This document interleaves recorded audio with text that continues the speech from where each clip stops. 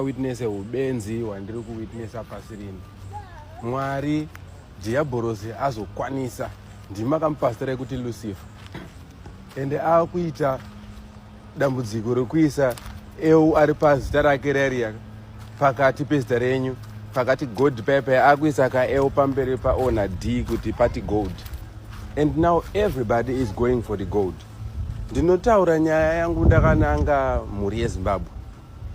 Varume mashinga kudavidza munhu akasikwa naMwari muchimuti mukuru wemazuva.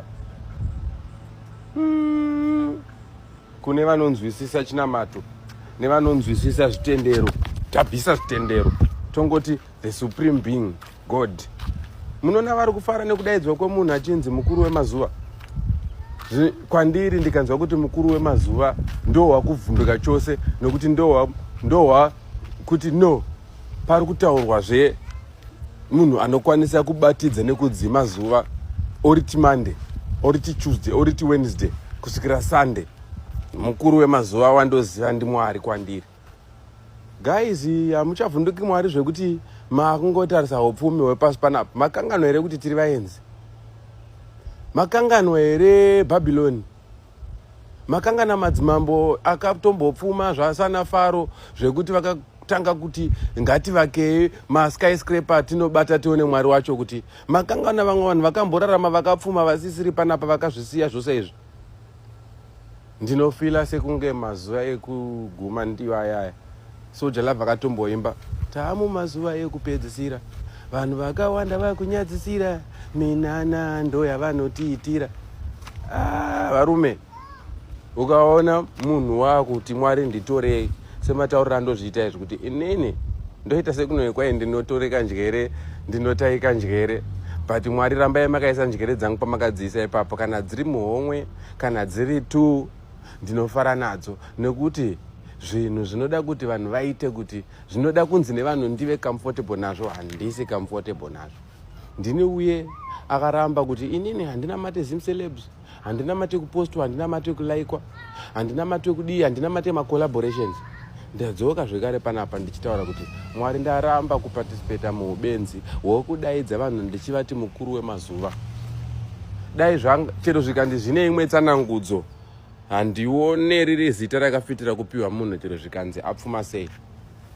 Hongu kupa hanzi chipo inonzi zakati kwedu isusu kumachawa.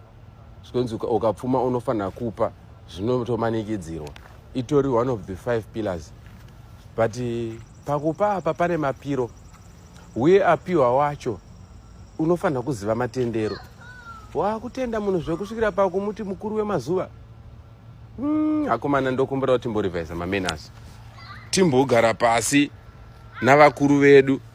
Nokuti ndakatarisa ndikutoona vakuru vekumadzichechi vari kutodanawo munhu vachitoti mukuru wemazuva. Jesu chaiye akararama pasi rino akatodhandwa, vakatanga kumurova, vakamutsoropodza, asi hapana akamuti mukuru wemazuva. Arume, hatisi tadzokera here kumazuva yaya echizorositiri nekunamata zuva saka mafanisi. Handichazive patimire sevanhu, but ndoona even nevakuru vedzichechi, machechi anopindwa nevanhu 1000 havasi kukwanisa kuramba zvipo izvi. But pane African movie randakamboona, ndichatsvaga zita raAfrican movie roro, pastor vachitsva kugehena. Mbinga yaya yakavhunza pastor kuti ko pastor nemiwo muri kunoku? Zvikanzi shamwari, unoona mari yawakatipa yaya iri kunditsvisa nhasi kugehena kunoku. Handinamboti muri kuenda kugehena varume, but ndamboti chimbofungai musati mangotambira.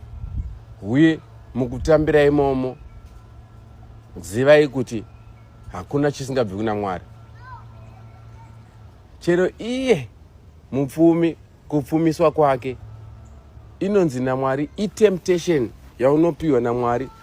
Munhu unoyedzwa nezvakasiyana siyana panapa. Sezvo tiri vafambi pasi rino tinoyedzwa, either unoyedzwa neupfumi o unoyedzwa neurombo.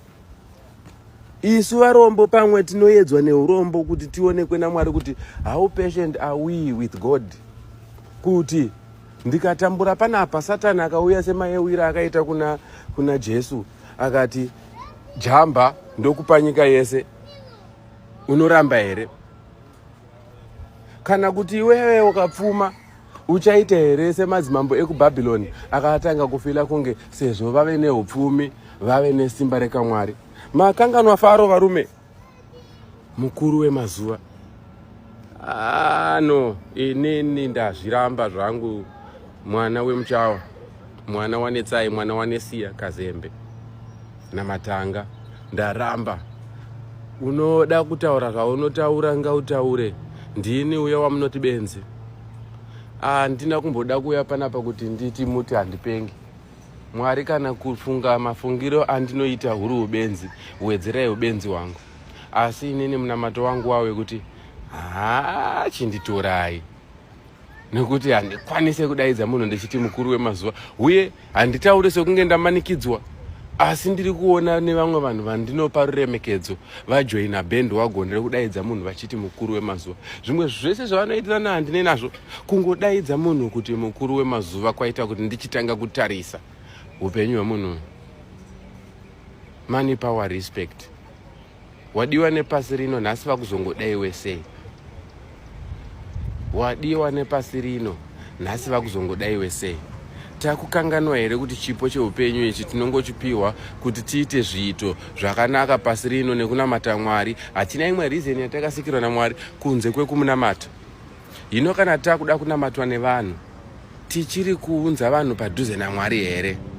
Varume, zvimwe zvinhu zvikasataurwa zvinoramba zvichiitika, uye zvikataurwa zvinosumudzawo nzeve dzeavo vane enlightenment or enlightening or vakasarudzwa or vane nzeve dzine divinity. Kana uri munhu ari kuzvibvunza kuti Mwari varipi, ziva kuti Mwari vari kuona chese chinoitika. Wakawanda, wakasimira. Mwari ndo vakasika munhu asina kupfeka, ndo vakasika munhu akapfeka. Ndivo vanoziva munhu asina kupfeka, ndo vanoziva akapfeka. Ndivo vanoziva denga nepasi rino, ndivo vanoziva zvese, all knowing. Handifunge kuti vanofara nekudaidzwa kwomunhu achinzi mukuru wemazuva. Ngatisakanganwe kuti kune vakauya vatakadzidza mumagwara vanenge vana Faro nana Dhulqarnain. Varume, musatambe naMwari muchidaro. Kana Elon Musk asatambodaidzwa achidanzo, Jeff Bezos asatadaidzwa achidanzo. No varume, ngati inspire nenzira dzimwe dzakasiyana. Chero zvikanzi munhu apa sei, pamwe iye ari kutoshaya kuti okuudzai sei kuti manyanyo ndirumbidze, unless kana iye achizvitiwo mukuru wemazuva. Ndichamboendawo kumapeji kwake ndimbonoona kuti anozvidaidza achidaro here. Kana hunge achidarowo futi, ndikunyeperei. Zvitsai kuti pane kakutsiurwa kawaitwa nemunun'una. Isu tiri vanhu vekuti tiri bho takadaro tinogona kurara tisina kudya. Remember, tiri machawa tinotsanya 30 days. Hatinei neupfumi hwevanhu, hatihutarise. Hatinyanyotarisa upfumi hwevanhu, tinonyanyoshandira denga.